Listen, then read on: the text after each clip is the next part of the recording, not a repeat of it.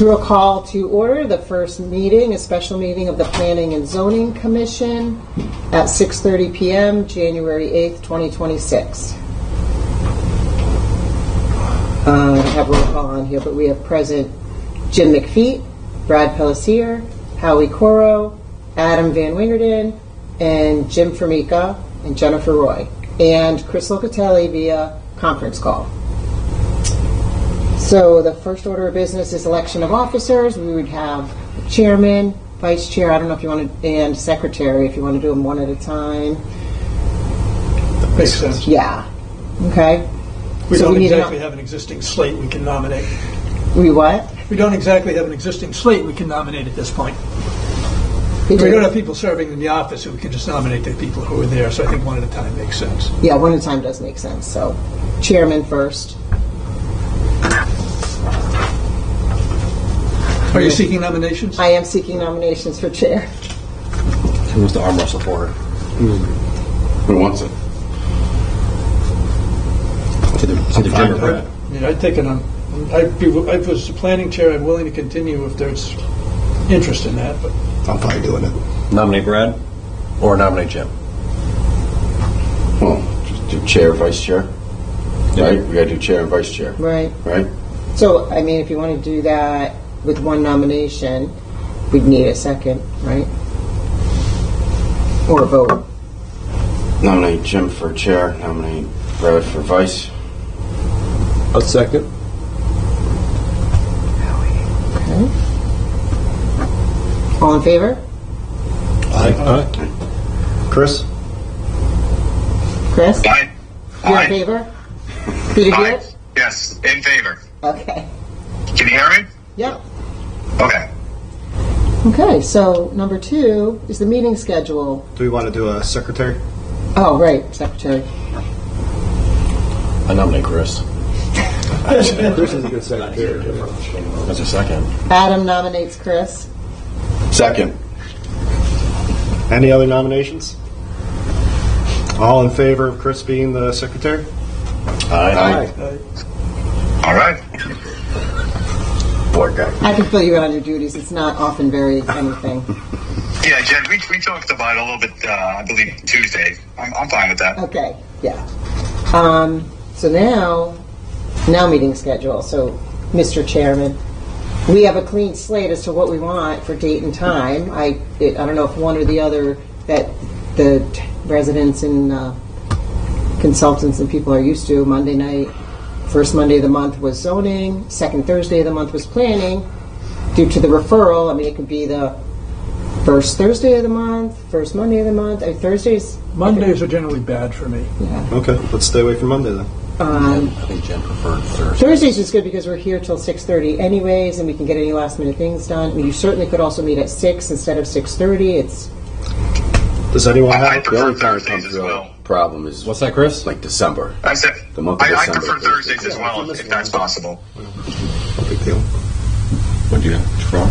This is in December. Like usually Thursdays are too. We'll allow you one absence per year. Yep. So Thursdays?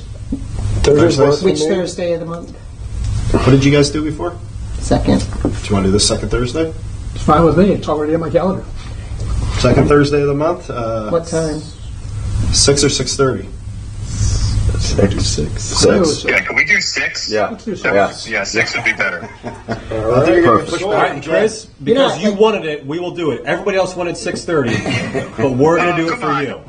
I thought I heard 6. I thought, I'm happy all around. This is the first meeting I've ever in my 16 years been happy to go to.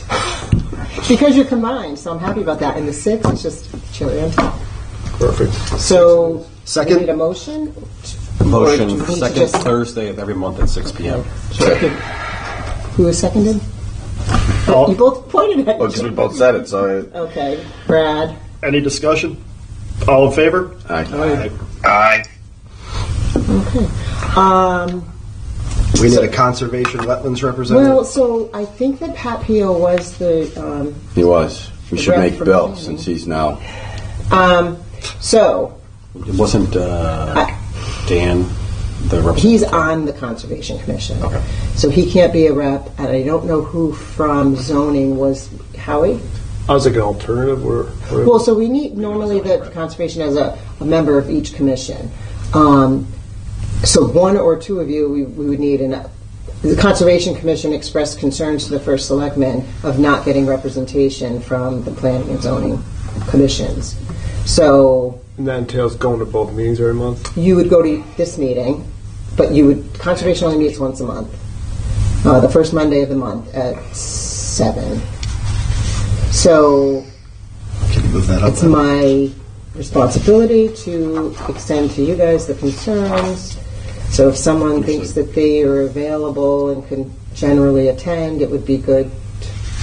We could always do a backup. We because now have, we're we have combined. people who aren't here, too. Can we put something out in the minutes with the date and time of that meeting and see if we can get someone to respond, who, like one of the alternates or one of the people who isn't Okay. here? Yeah, Might that's step fine. and be able to do that. Yeah. I think you got a volunteer fee. Table the representative until next meeting then. Yeah. At which point we'll draft somebody. Who made a motion to table? Motion to table to next meeting. Representative for Adam. wetlands. Jim seconds. Discussion. All in favor? Aye. Aye. Okay. Next item is application number PZC 26-001, Worthington Vineyard, 359 Mountain Road, Summers, for a site plan modification.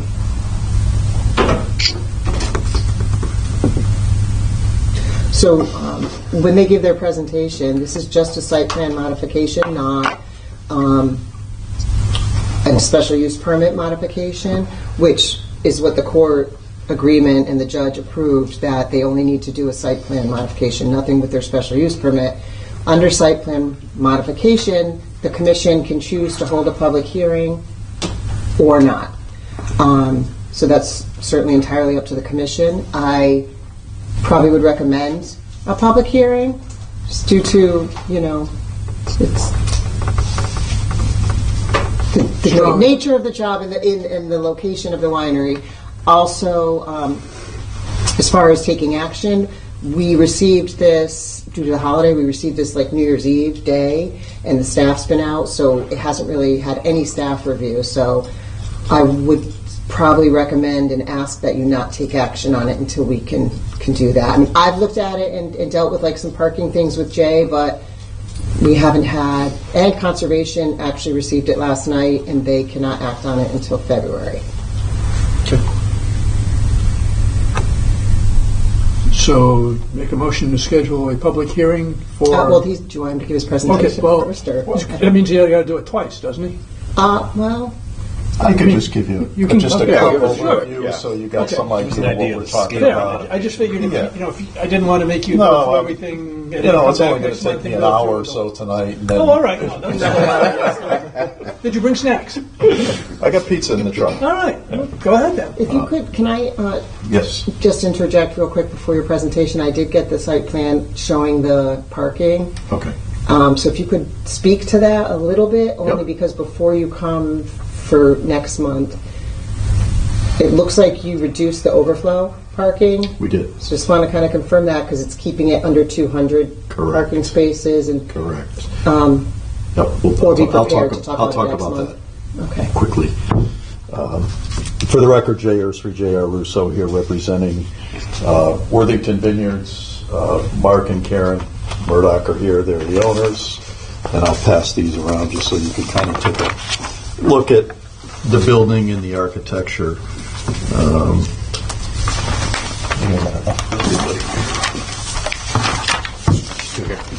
We got two here. You good? One for Jennifer. For you. Memorize the chart? You got it. Yeah. So, as Jen said, this is an application for a site plan modification to allow the construction of the new facility here at the winery. Has everybody been there? Where's the Anybody building? not been the there? main building now. Right now, the tasting room is here. Okay. Okay, Yeah. Mountain Road's out here. This is the main driveway coming in. The tasting room is here. The former sugar house is over here. The covered bridge is right here. And this is essentially a gravel stone pad where Dan Roulier had the Train? tent if you will. No, the train's actually further to the back. So this is where the tent was located, and the bathroom facility, which is kind of a semi-permanent bathroom facility, I guess I'd call it, is located here, if anybody's been there and used that. Gravel parking lot up here to the back, and overflow parking in the field, which is down, flip me over here. As you drive in the main driveway, when you first come in, you would take a left and come down here into the field, which is the overflow parking area. So the building itself is essentially two pods. The main pod being here, which is just a little over 4,000 square feet, is the tasting room, and I guess we call it event facility. The second pod over here, which is about 2,100 square feet, this has a basement in it for dry storage, access from the rear here through an overhead door. The top part of the building, essentially storage, the winemaking, the winery part of it, storage facilities in the back, the event facility, as well as some kitchen facilities for the caterer to come in and be able to work and set up and bring food in and be able to serve food. So that all takes place here. We actually had a meeting with the Summers Fire Department. I don't remember who they were. Brad, give me some names. Ray. Ray. Ray Stovall. Yeah, Ray was there. Okay. They brought a truck down, and because we wanted to see, well, we got to get access to this, Right. and we let them take a look at it. And we came in this way, we went around and looked at that way. We decided that the best way and the shortest way was to come in the main driveway here, and there's an existing gravel roadway that's located here. We're going to widen that out. 16 feet was the number that they were comfortable with. We're going to widen this out. We widened out the throat here, and they gave us the turning radiuses and dimensions for the Hazardville ladder truck. Okay. Because you don't have one, but I guess when you need one, that's what comes. So we use that to check the turning movements, which we brought it in here. We get it down. We come by the facility, come down the driveway like this. There's enough room to come back out, and pull back out to go. So that was helpful because we weren't sure. We wanted to make sure we wanted to get the fire truck in and obviously an ambulance in. So that comes in this way, main driveway up through here, down into here. There's limited parking here for some staff folks, caterer, handicap spaces right here with the main entry to the building here. There is a wraparound porch, front side and south side, which you can see if you flip a page there. I think the next picture shows the wraparound porch. Stair access from the parking above down here to the facility. So there's a porch on this side, porch on the south side.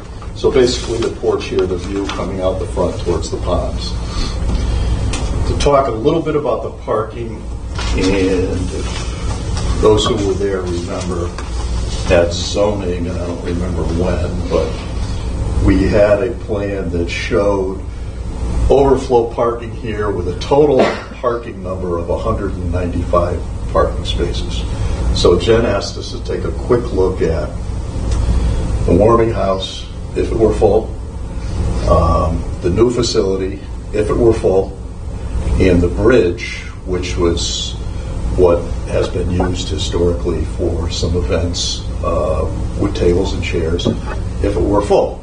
How many parking spaces do we need? So we took a look at that. Not that it's probably ever going to happen that way, but it's spelled out up here, and based on your regulations, it's one space per 3 occupants. So warming house is 75 occupants. The new facility is 150, and the covered bridge is 100 for a total of 325 people. Based on your regulations, would require 108.33 spaces, so essentially 110 spaces. Some handicap spaces that are required, and it gives us a total number of 195. Well, no, it's way less than that. Required. I thought you were saying. Yeah, the required number, I think, is 100 and, what's Chris got here? 18. Yeah, I think there's It was pretty 6 low. here, 114, 115 spaces. And we're at 195.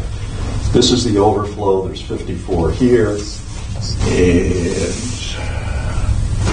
majority of the spaces are up here on top of the gravel parking up in here. We've got 10, 12, 51, 38. There's 9 over here, there's 2 over here, those are handicaps, and there's 16 down here with 2 handicaps and 2 more handicaps down here. So that gives you all the spaces that are required. So there's more parking spaces than actually are necessary, but in actuality, if there was an event here and this were full, not likely that this would be used. It's probably not even likely that this would be used if there was something going on here. It would probably be a private event.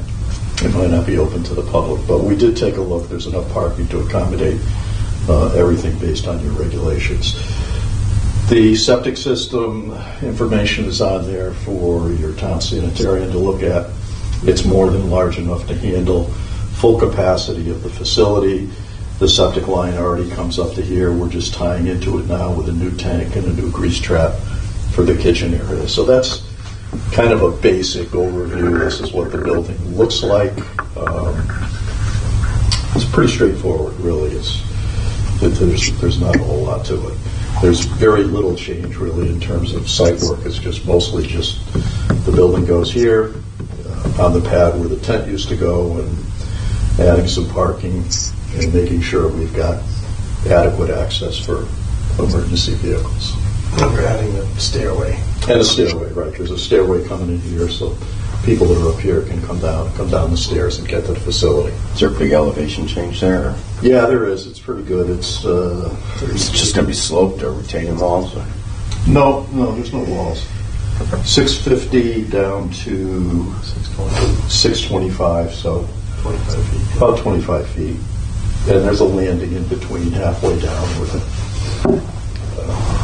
halfway down through. So yeah, this is anybody that's ever been out to Gamble Pavilion, out to Yukon, and parked their car in the parking lot in the back, which is a student parking lot way up on the hill. There's a set of stairs that come down and take you onto the sidewalk. I don't know if anybody's ever seen them. The only reason I know they're there is because we had a little involvement in the design work, but it's very similar to this. It's probably about the same elevation change. If you've ever seen it, that's kind of what this would look like.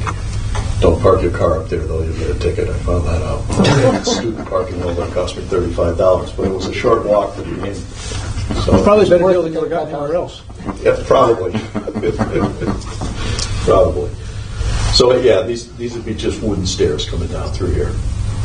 So I guess one thing to clarify, because we do have, it's all gravel parking, right? And we have and I think, Jay, you basically allow 9 feet per car, is that correct? 9 foot is a typical parking stall. The handicaps will have to be paved, and the access from the handicap spaces to the building need to be paved. The rest of it. And so, but in our experience, everybody takes 10, if not 11 feet, and we rarely fit more than 80 up in that. It's very difficult to fit more than that. So, we try to keep track of the 195 number. If we can't fit 100 up there, we still push them down the overflow. Yeah, I mean, we can talk about it at the public hearing. I was just concerned because now you can have, essentially, you could have the tasting room open, a wedding in the building, and like a birthday party or bridal shower in the covered bridge. So you're really adding the number of cars that are going to could potentially be on site at one time, particularly in like June, July, May. That's my only concern, because I know you're trying to stay under the 200 threshold, so you don't have to go to the state. Right. So that would I'd probably pay attention. It might have to be addressed down the road. Probably will. Once construction's done and you see, Yeah, or one thing at a time. I mean, right, yeah. Yep. That's all. Yeah. So it's a count. Yeah, pay attention to that. Yeah, that was really one of the things that we were looking at back when we first got involved, was the total number of spaces. And you had hired a traffic consultant, I think, a few years back. And the trigger for the State Traffic Commission, or OSTA, is 200 spaces. That's one of the triggers. The other is 100,000 square feet of building, which we're nowhere near that. But when you get up to 200 spaces, they want to look at it to see what impact it might have on the roadway network. So we're under that. And as I said, the reality is they probably never have that many here anyway. So I don't know if it has the flow rate or volume for it, but have you considered a dry hydrant for the pond, given the length you are from everything else? actually, I mean, we can't exactly run hose through the woods from. I think there is one already, Is there? Brett. Yeah. Okay. Yeah. State gave them a grant, so we put one in last year. All right. Oh, that's good. Good. Where is it, Mark? I remember seeing it, but I don't remember. Where's the pond? It's this pond, so It's in that one. It's over here, right? Near closest to warming. Okay. And how many square feet is this? The main area here is a little over 4,000, and this area is about 2,200. Are they making you sprinkler that, or? Yeah, I believe, we will be. Yeah. No.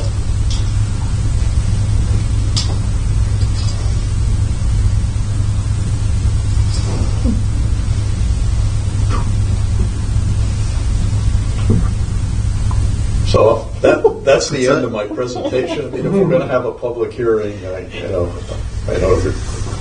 everybody probably is not interested in hearing it again, but we can do it again. It's pretty straightforward, really. There's not much happening here other than a new building and a new driveway that's a little wider and a little more negotiable to get emergency vehicles down to where the building is going. Would our next meeting date be I'm looking it up right appropriate now. for everybody to get the things they need to do together? Yeah, I think so, because Conservation would meet February 4th, so, wait, did we say the 2nd? Second Thursday. Oh, so they'll meet on the 4th, and it should be plenty of time for staff, and even if we need, like, our consulting engineer to look at it, we would be February 12th. That works. Schedule a public hearing for And that it would date. be 6 p.m. So moved. Seconds. Discussion? All in favor? Aye. Aye. Wait, did you state, or are you just going by what I said? Yeah. I don't know, just want to make sure we do it properly. Absolutely.